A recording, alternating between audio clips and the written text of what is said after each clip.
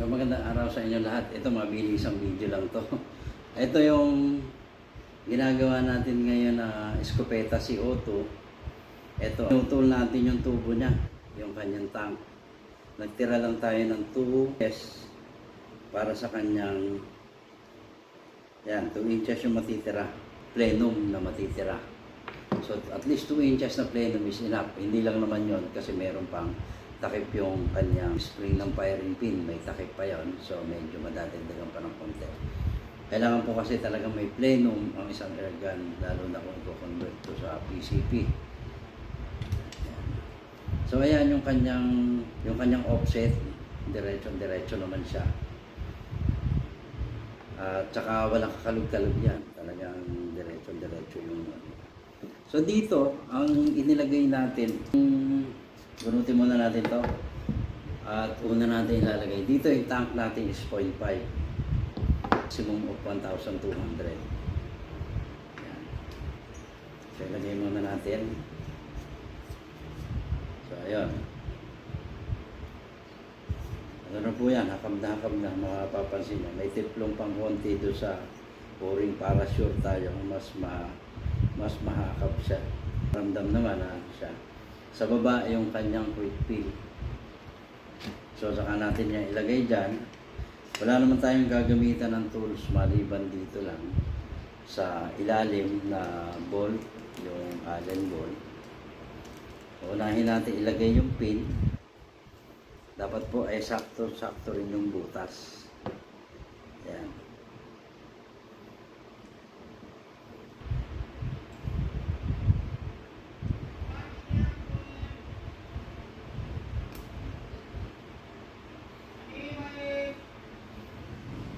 Nakalagay na.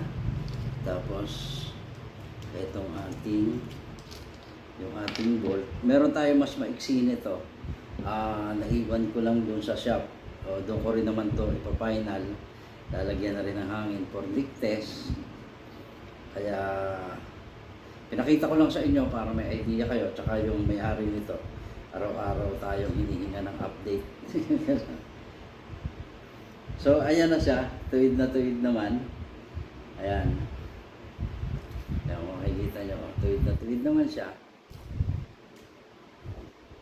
Tapos may barrel band yan dito. Kailangan meron kasi escopeta ito. Dapat.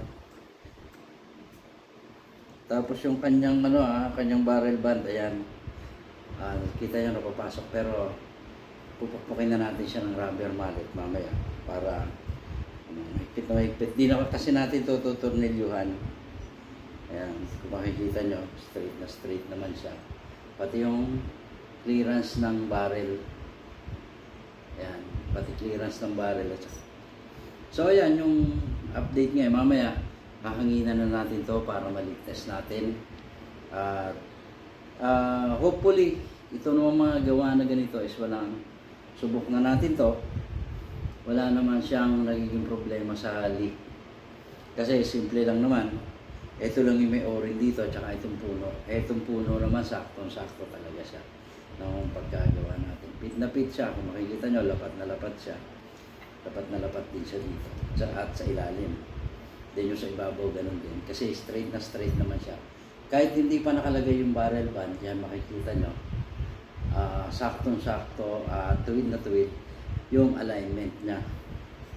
So ayan, pasensya na kayo at madalang makagawa ng video sa ngayon.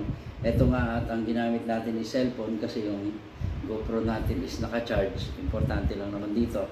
Makita nyo, tsaka may paliwanag ko sa inyo yung kung paano ina-assemble yung isang PCP na converted sa PCP na CO2. Ito pwede nyo itong i-register sa kami kasi meron siyang serial number. Ayan, makikita nyo, may serial number siya dito. Meron din dito sa kabila. So ayan. So tapos na. Hopefully ay sana maintindihan nyo na kung bakit hindi ako matagal ako hindi nakagawa ng video. Nagpa-renovate tayo ng bahay. Tapos yun nga, nag-concentrate muna tayo at tumigil tayo sandali. Pero sa mga darating na panahon, may mga bago tayong mga unit na ipapakita At yung gagawin natin sa mga susunod, mga unit na po na karamihan ay bolt action with magazine. So yun yung magiging sunod natin gagawin yun ay sa mga darating na buwan.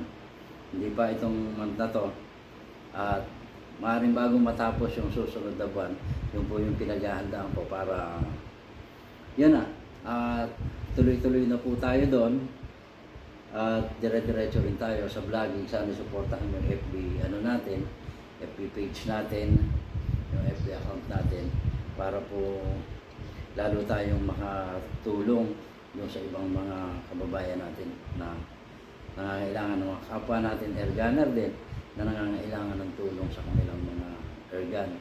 Magiging bukas po tayo sa pagre-repair, at doon sa yung shop natin ay magiging bukas na para doon sa mga gustong magpa-repair, at yung mga magagaling sa ibang lugar, sa mga malalayo, pwede nyo pong ipadala, at yan naman po ibabalik natin sa lalong madaling panahon, kasi nga itong mga nakaraan ay yung shop natin ay natabunan dahil nga doon sa pagre-renovate na kaya yung iba ngayon ay na-activate ko pa, kagaya ng mga pambomba natin, yung ating mga electric pump, hindi pa natin na papagana yon. Kaya eto, nag-vlog muna ako for the update. Bibigay ko na lang to doon sa ating subscriber, doon sa ating follower sa FB, para masubaybayan niya sa ang YouTube channel natin. So dito na lang. Maraming salamat po sa inyo lahat.